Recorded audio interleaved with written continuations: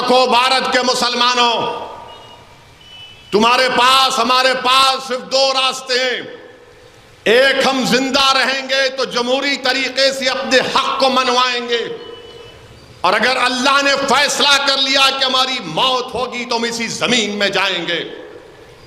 اب ہجرت کے مقدس نام پر ہم فرار کی زندگی نہیں گزاریں گے، بھارت کو کبھی نہیں چھوڑیں گے، بھارت میں ہی رہیں گے۔ ان ظلم کرنے والوں سے جمہوری طریقے سے پنجہ آزمائی کریں گے، اللہ کی ذات پر توکل کر کے اپنے حق کے لیے مقابلہ کریں گے۔ اللہ اس کا رسول ہمارے ساتھ ہیں۔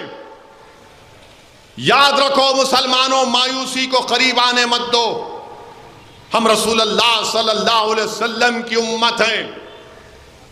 حشر کا میدان ہوگا، حدیث شریف میں آیا، علماء کی موجودگی میں یہ بیان کر رہا ہوں کہ حشر کے میدان میں اللہ کے رسول صلی اللہ علیہ وسلم، حدیث شریف میں آیا کہ اسے پوچھا رسول اللہ صلی اللہ علیہ وسلم کیا ہم آپ کو حشر کے میدان میں پائیں گے؟ تو رحمت اللہ عالمین صلی اللہ علیہ وسلم نے فرمایا کہ ہاں، مجھے 3 مقامات پر پاؤ گے۔ تو صحابی رسول صلی اللہ علیہ وسلم نے عرض کیا رسول اللہ پہلی جگہ کہاں پر ہوگی؟ تو اللہ کے رسول صلی اللہ علیہ وسلم نے فرمایا میزان ہوگا جہاں میری امت کے اعمال تولے جائیں گے، میزان ہوگا اور میری امت کے اعمال تولے جائیں گے، اور اگر میرے کسی امتی کے اعمال میں کمی ہوگی تو میں اس کی کمی کو پورا کروں گا۔ بلکہ محدث حضرت عبداللہ شاہ صاحب قبلہ رحمت اللہ علیہ، محدث دکن، اپنی کتاب میلاد نامے میں حدیث شریف لکھتے ہیں کہ جب اللہ کسی کے اعمال کو میزان پر تولے گا، اس کے برائیاں اس کے نیکیوں سے زیادہ ہوں گی تو اللہ فرشتوں کو حکم دے گا کہ اس کو لے جا کر جہنم میں ڈالو۔ اللہ کے رسول صلی اللہ علیہ وسلم دوڑیں گے، ان فرشتوں سے کہیں گے کہ میرا امتی ہے، تم اس کو جہنم میں نہیں ڈال سکتے۔ وہ کہیں گے ہم تو اللہ کے حکم کے پابند ہیں۔ رسول اللہ صلی اللہ علیہ وسلم اللہ کے پاس، اللہ اپنی شان کے مطابق تشریف فرما ہوگا، کہیں گے یا اللہ میرا امتی ہے، تو نے مجھ سے وعدہ کیا تھا۔ اللہ سبحانہ و تعالیٰ فرشتوں کو دوبارہ حکم دے گا پھر سے اس کے اعمال کو تولا جائے، پھر گناہ کا پلہ بھاری ہوگا۔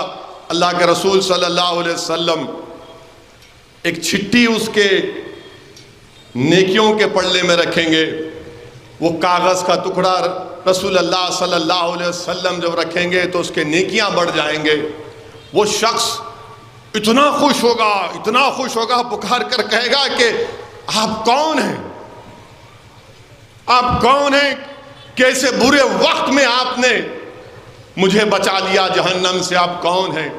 شاید وسد الدین اویسی ہوگا۔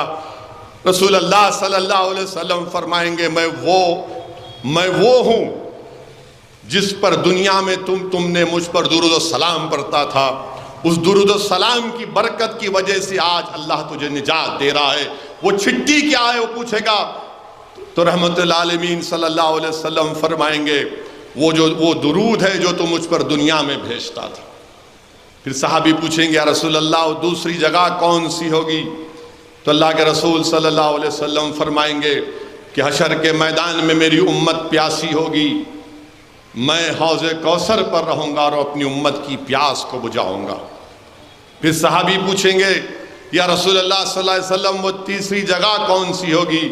تو رسول اللہ صلی اللہ علیہ وسلم فرمائیں گے، ارشاد فرمائیں گے کہ پل صراط ہوگا، جبریل امی اپنے پر بچھائے ہوں گے اور میں اللہ سے دعا کروں گا کہ رب سلم، یا اللہ سے دعا کریں گے رسول اللہ یا اللہ کہ میری امت کو سلامتی سے گزار دے۔